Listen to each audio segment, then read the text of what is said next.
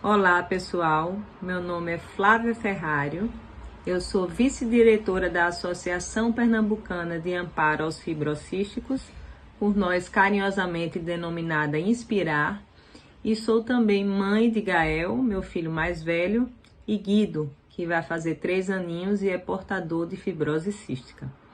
E eu vim aqui hoje conversar um pouco com vocês sobre a importância do engajamento das famílias nas associações e em todas as atividades desenvolvidas em prol da visibilidade e do tratamento de todos aqueles que têm doenças raras. E eu, vou começar minha fala de uma maneira muito informal. Minha esposa Marcela disse que eu gosto muito de contar história, e é verdade. Então, sintam-se aí à vontade, quem quiser pegar seu cafezinho, sua água, que eu vim aqui sem nenhuma pretensão teórica, técnica, filosófica. Eu vim realmente conversar e contar uma história para vocês, que embora tenha por foco a minha vivência com fibrose cística, eu tenho certeza que vai causar identificação em todos aqueles que são familiares de pessoas com doenças raras ou que têm alguma doença rara. A história começa assim. Era uma vez, né, como não pode deixar de ser, 2 mulheres casadas há bastante tempo e que desejavam muito terem um filho. Então, elas partiram como um primeiro passo para a reprodução assistida. Não sei se vocês sabem, né, mas a reprodução assistida pode ser inseminação artificial, e pode também ser através de fertilização in vitro. Enfim, elas decidiram começar pela inseminação artificial, que nada mais é do que você pegar o material genético de um doador desconhecido, né? No Brasil não é possível saber quem é o doador, então você escolhe pelas características físicas da pessoa, de preferência o mais semelhante possível com a outra pessoa, o par, digamos assim. E assim elas fizeram e partiram para a inseminação artificial e de primeira conseguiram, né? E uma delas engravidou e veio o primeiro filho. E aí foi aquela maravilha, né? Um mundo novo, parece que entra num universo paralelo onde tudo é novidade, chorar é novidade, trocar fralda é novidade, não dormir é novidade, se sentir exausto e no outro dia acordar com força que você não sabe de onde você vai buscar é novidade, enfim.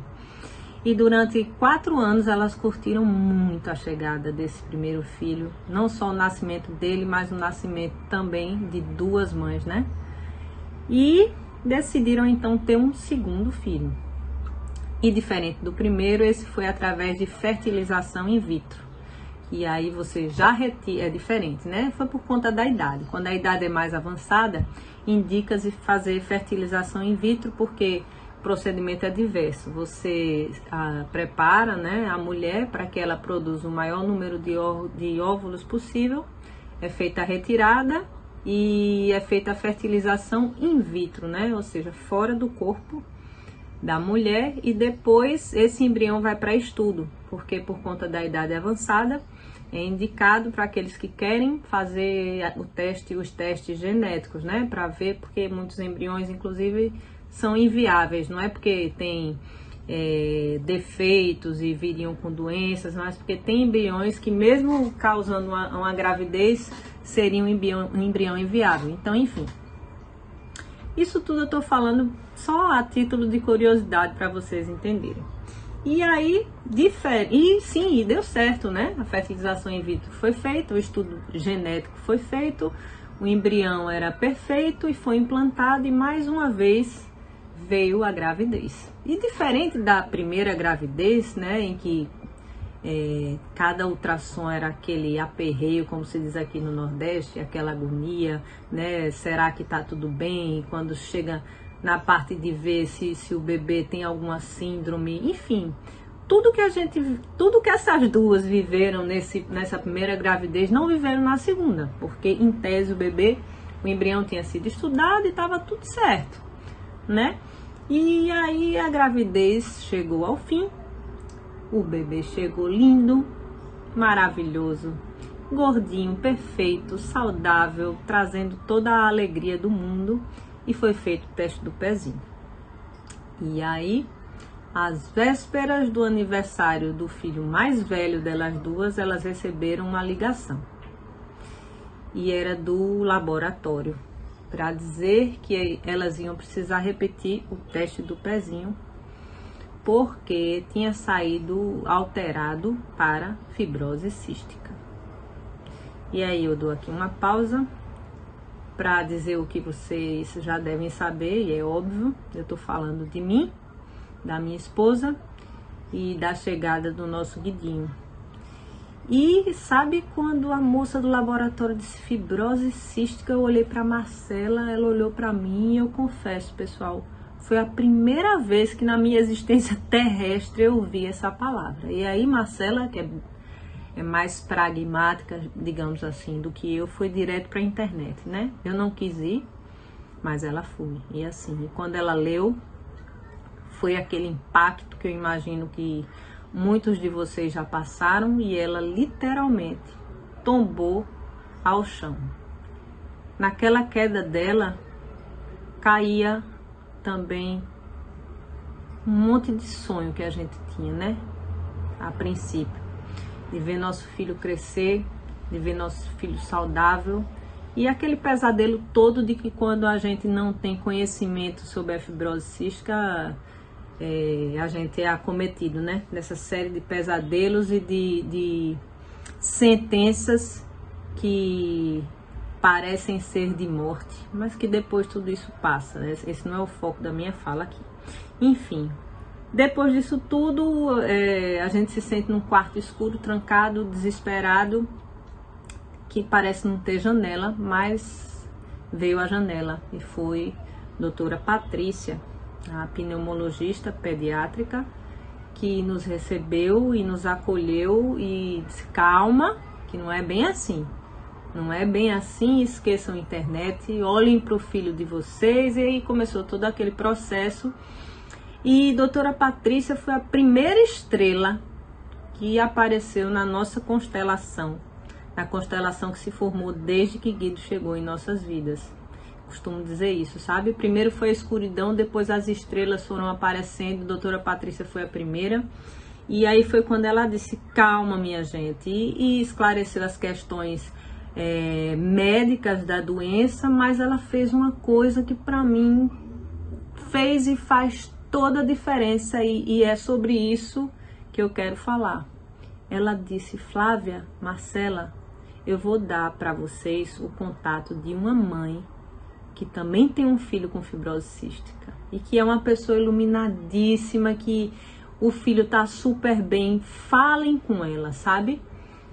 Isso fez toda a diferença. Eu liguei para Tassi, que foi a segunda estrela da minha vida, da nossa vida, e onde tinha uma janela que a doutora Patrícia mostrou, Tassi me fez abrir a janela, a minha, Marcela, e a gente viu assim a escuridão se transformando num campo de girassóis. Porque aí Tassi disse, sabe, ela acolheu a gente, botou a gente no colo, disse: minha gente, não é assim, olha para Ayrtinho. E aí mandou um monte de foto de Ayrtinho passeando, feliz, saudável, brincando, jogando bola, e tudo foi mudando na nossa vida, tudo, porque a nossa família encontrou outra família, sabe?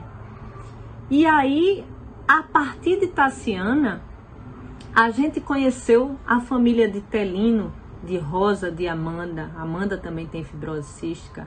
E a gente conheceu o Cláudio. E a nossa família se uniu com outras famílias e nós formamos uma família de fibra. A Inspirar hoje, né, quando a gente fala em Inspirar, a Associação Pernambucana de Amparo aos Fibrocísticos, ninguém entende, pensam que é um órgão, né, não governamental, e isso de fato é, mas pensam que é uma coisa grande, e aí eu já vou fazer um parênteses aqui, e que tem subsídio de governo, de empresários, de empresa. Infelizmente a gente ainda não tem isso, minha gente. Sabe o que é a Inspirar? A Inspirar são 9 pessoas. Eu, Marcela, Tassi, outros pais e mães de pessoas com fibrose cística, e Amanda, que tem fibrose cística, e Clarice, que tinha fibrose cística, nossa de fibra, que alguns de vocês sabem, partiu para o outro lado da vida há um mês e continua nos inspirando de lá e compondo nossa diretoria de lá de cima. Isso eu tenho certeza. Então, a nossa associação é uma família.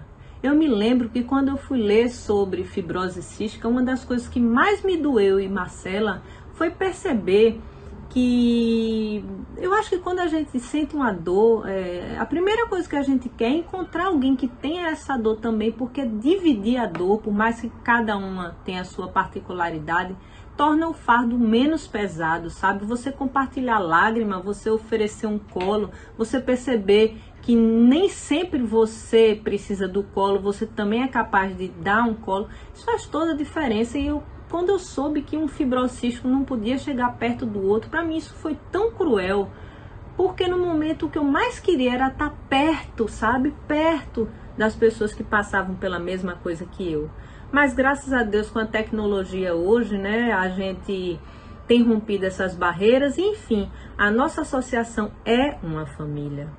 E aí eu vou entrar em outra questão. A nossa família, a família da Inspirar, a família de Fibra, criou um grupo grande de WhatsApp com as mães, pais, cuidadores de pessoas de fibrose cística do estado de Pernambuco.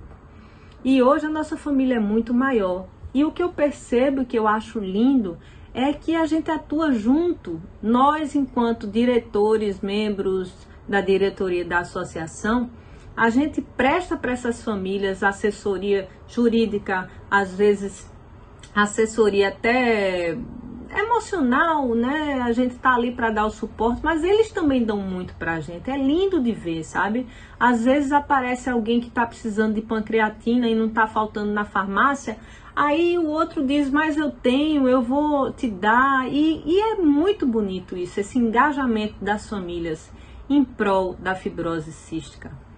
Eu noto, sabe, que existem ainda algumas pessoas que têm vergonha de assumir que tem fibrose cística ou de que tem alguém na família com fibrose cística, como se isso fosse causar um preconceito, um olhar avessado. Percebo também que tem pessoas que têm medo, sabe, de entrar, por exemplo, no grupo de WhatsApp e começar a saber de pessoas que estão mal, de pessoas que faleceram. Tudo isso é legítimo, pessoal, mas o que eu queria dizer é: tentem superar esse medo. Eu mesma tive esse medo de me aproximar, de ampliar minha família para abraçar outras famílias. E hoje eu vejo que a gente só colheu benefícios com isso. Olha, ninguém pode falar melhor de fibrose cística e dar visibilidade à nossa causa e lutar pela nossa causa, pelos medicamentos, do que nós que sentimos na pele. Infelizmente, a gente vive num mundo de pouca empatia, onde a dor do outro não lhe toca, sabe? Na maioria das vezes é isso. Então, somos nós que sentimos a dor, que precisamos hastear essa bandeira e irmos em frente, em busca de dignidade, em busca de visibilidade. Nós precisamos nos abraçar e formarmos uma família de fibra. Faz toda a diferença. Quando você vai numa farmácia pedir uma medicação, você expõe um pouco sobre a sua vida, sobre sua dificuldade. Faz muita diferença quando é você que vai falar com um empresário ou com um deputado ou qualquer pessoa e pedir ajuda, quando você vai lá com o teu coração e a tua lágrima. Faz toda a diferença, pessoal. Essa é a importância das famílias se unirem. A contribuição é imensa e eu garanto a vocês, toda dor se torna melhor quando é menor, e melhor, se é que existe uma dor melhor, vocês entenderam, quando ela é compartilhada. E eu queria terminar essa fala com um poeminha que eu fiz sobre ser mãe de fibra. Ser mãe de fibra é pegar um diagnóstico que te leva ao local mais escuro e, depois do pranto e susto, conseguir tingi-lo de cores vívidas. É aprender a fazer uma bandeira colorida da fibrose cística e hasteá-la bem alto no mastro da vida. É dar mais valor a cada sorriso e suspiro de seu filho. É renovar a cada dia as esperanças e a força para enfrentar eventuais perigos, sem jamais deixar de navegar bravamente no mar de desafios.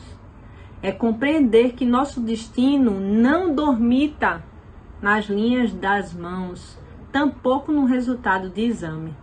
É possuir o plano A, o plano B, o plano C e ter de repente que rasgar cada um deles e jogar longe.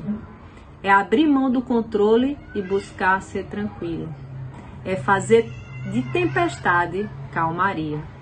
É aceitar que a vida não é matemática, mas sim poesia, cujos versos, tristes ou felizes, compete a nós escolher e escrever, sempre em busca das mais leves rimas para recitar aos nossos filhos, com amor e maestria, a cada amanhecer. É isso, pessoal. Meu convite é: vamos ser uma família de fibra e recitar as poesias para os nossos filhos numa só voz.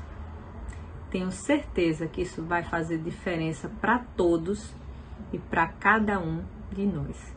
Obrigada.